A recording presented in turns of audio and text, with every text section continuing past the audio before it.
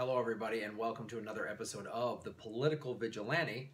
I'm wearing Junk Parlor. This is my cousin's band. They're out of San Francisco. They're pretty awesome. His name is Jason Vanderford. Check out Junk Parlor. Today I want to talk about some actions you can take. So Trump, one of the things he just signed was he's reopening up the Dakota Pipeline, the thing that Obama had blocked. Finally, Obama sat around and kind of did nothing and let that happen.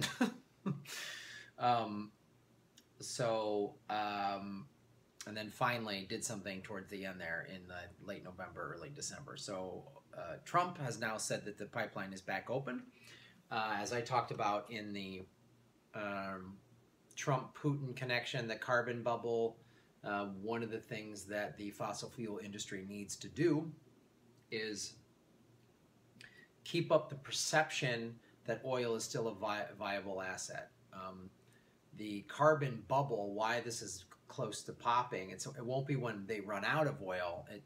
It's when the perception that there's no more profits to be made in the future is when everyone is going to pull their money out, and there's a big bubble, and it's scary. So part of that process, is we talked about in that episode, is to continue doubt about climate change. Just enough skepticism in there, just to like, well, I don't know, which is why all of Trump's cabinet is climate change deniers. His whole cabinet has publicly denied climate change. And another thing is, again, building the pipelines. Pipelines do two things. One, it gives the perception that oil is still good, we need oil. And they're trying to make it a patriotic thing. This will get us off of Middle Eastern oil. We get that Canadian oil, get it into America. But also, once a pipeline is built, it's harder to get rid of because it's a physical thing that costs a lot of money. So here's the thing you can do. It seems a little, Trump is just signing all this awful stuff every day.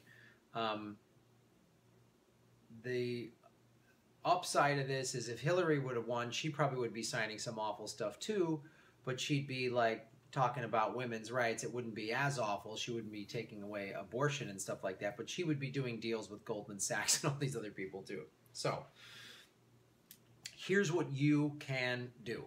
Go to defunddapl.org. DEFUND-DAPL. DAPL stands for Dakota Access Pipeline. .org. And you go to the website, and they've got cool stuff. So it says how to move your money, add to the withdrawal, and post about it on hashtag defund. So you contact the banks. First you go to this here. When you do contact the banks, then it lists all of the banks right here that are giving money to the Dakota Access Pipeline. Wells Fargo, BNP, DNB Capital, BBVA Security, SunTrust. It goes all the way down the line. U.S. Bank, HSBC, Goldman Sachs, Morgan Stanley, Royal Bank of Canada, Bank of America, JP Morgan Chase. It goes through all of them. Citigroup is Citibank, TD Securities, the Bank of Tokyo, Mitsubishi UFJ, Mizuno Bank. So here's a great statistic right now. If Citibank, the Bank of Tokyo, Mitsubishi, and TD Securities were to hold back the remaining, I believe is $1.4 billion,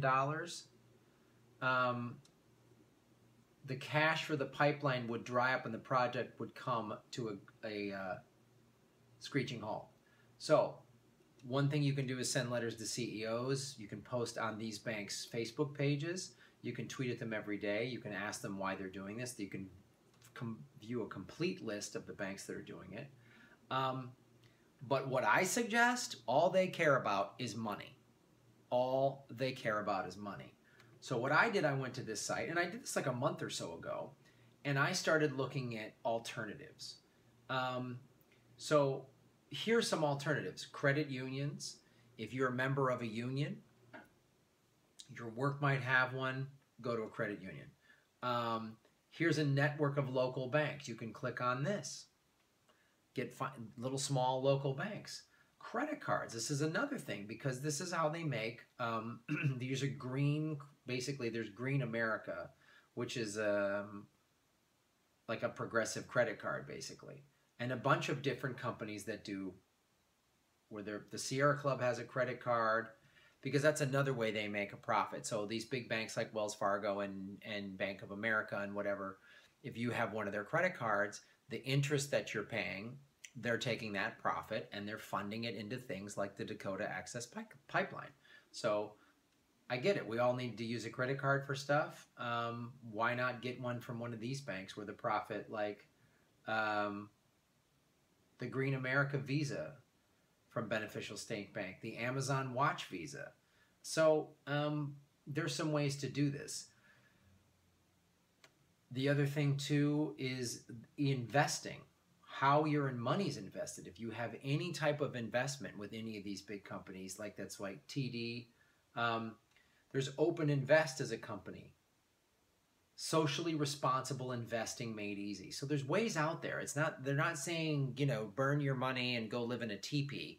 There's ways to stay in society without going off the grid that you can get rid of them.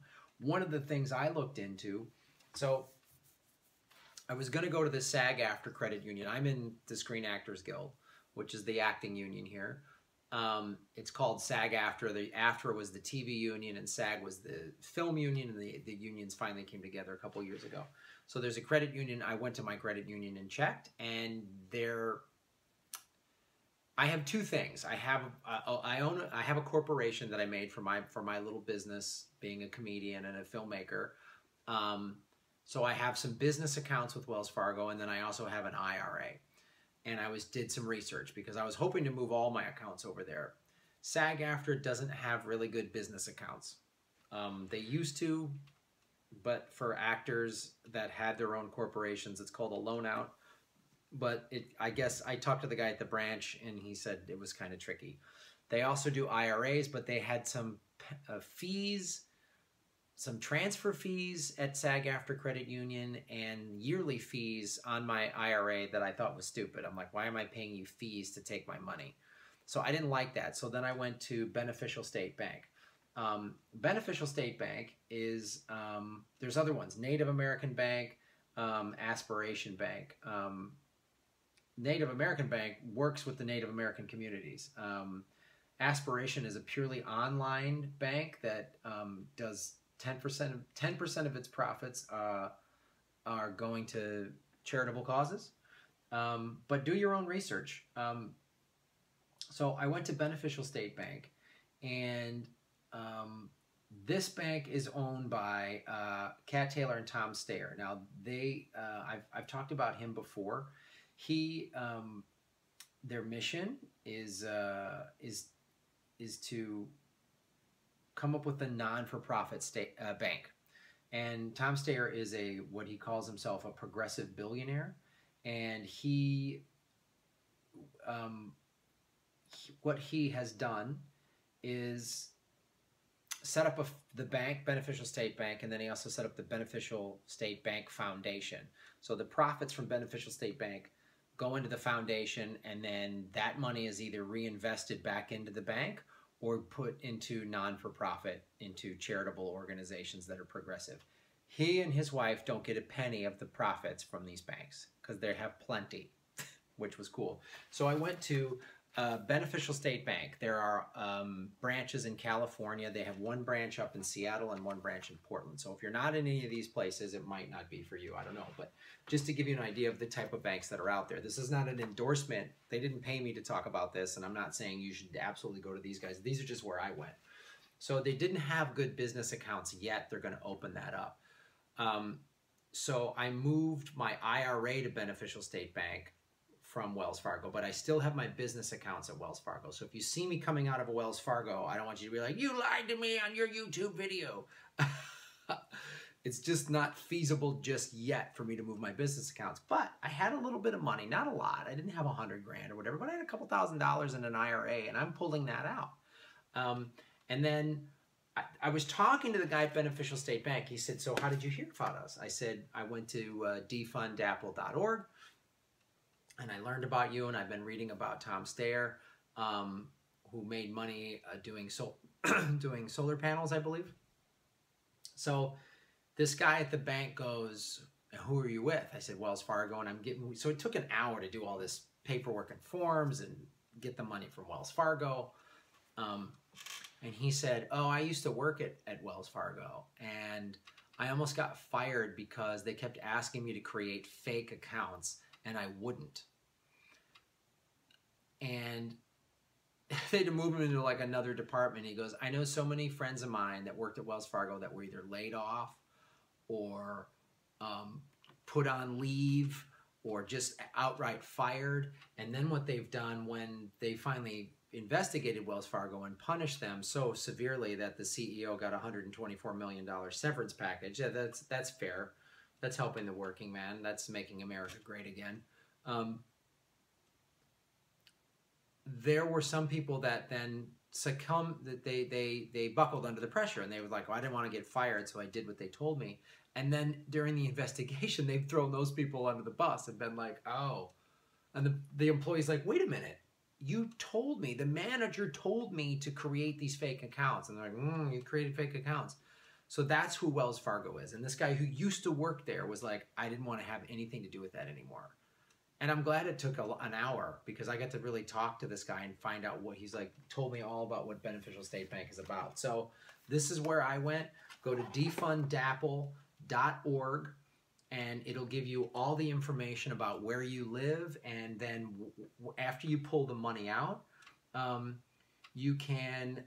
They have basically a way to sign the petition, and you add in how much money has been taken out thus far.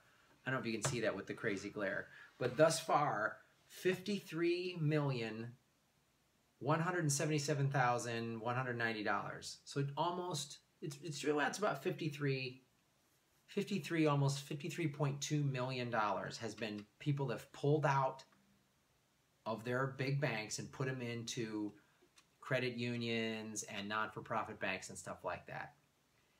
It is awesome. This is how you take action, guys. Signing online petitions, okay, but you get all they care about is money. Hit them where all these guys care about is money. So vote with your dollars. Pull your money out. It took me some time to figure out. It was a little bit of a hassle, but now my IRA, which I put money into every year, as my accountant told me to do, is not in Wells Fargo's hands anymore. And I'm so happy about that. So this is how you can make a difference, you guys. Go to defundDAPL.org. Find a solution for you. Even if it's just like one little account or just your credit card. Like, I get it. Like, I need these accounts. I'm in the same boat. I need some of these accounts right now in Wells Fargo for my business. And I have payments and all this stuff through there. I will gradually get them all out, but I did a little something. And I feel so much better because I'm sticking it to them where they care, which is their bottom line. So let's get this number up. Thanks for watching. I'm Graham Elwood. Go to defundDAPL.org. Fight the power. Make Gotham great again.